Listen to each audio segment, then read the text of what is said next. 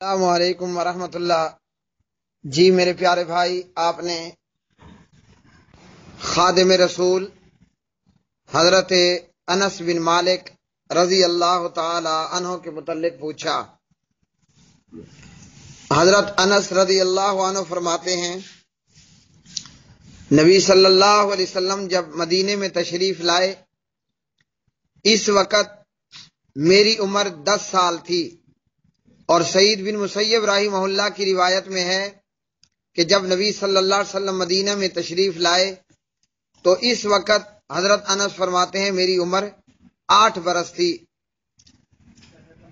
جب نبی صلی اللہ علیہ وسلم مدینہ میں تشریف لائے تو ام سلیم رضی اللہ تعالی عنہا اپنے بیٹے انس کو لے کر نبی صلی اللہ علیہ وسلم کی خدمت میں حاضر ہوئیں اور کہا کہ یا رسول اللہ صلی اللہ علیہ وسلم، انصار کے مردوں اور عورتوں نے آپ کو تحفے پیش کیے اور میرے پاس میرے اس بچے کے علاوہ کوئی چیز نہیں جو میں آپ کو بطور تحفہ پیش کر سکوں، تو میری طرف سے اس تحفے کو قبول کر لیں، یہ آپ کی خدمت کیا کرے گا۔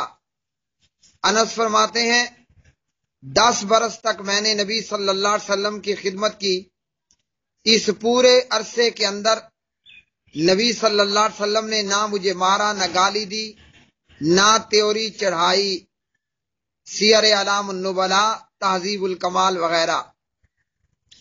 انس فرماتے ہیں میں چھوٹا تھا، میری ماں مجھے نبی صلی اللہ علیہ وسلم کی خدمت میں لے گئی اور کہا کہ یا رسول اللہ صلی اللہ علیہ وسلم، یہ آپ کا چھوٹا سا خادم ہے، اس کے لیے دعا کریں۔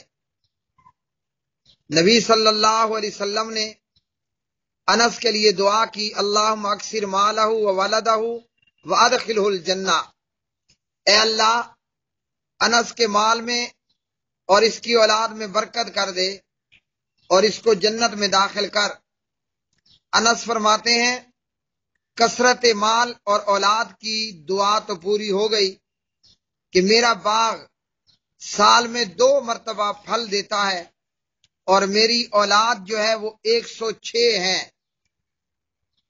ایک روایت میں 78 بیٹے اور اسی طرح 2 بیٹیاں، اور ایک روایت میں ہے کہ میری اولاد 106 ہے، بیٹے بیٹیاں ملا کر۔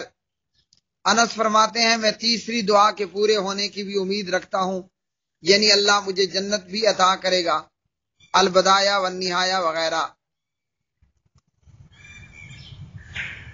حضرت ابو ہریرہ رضی اللہ تعالی عنہ فرماتے ہیں کہ میں نے نبی صلی اللہ علیہ وسلم کی نماز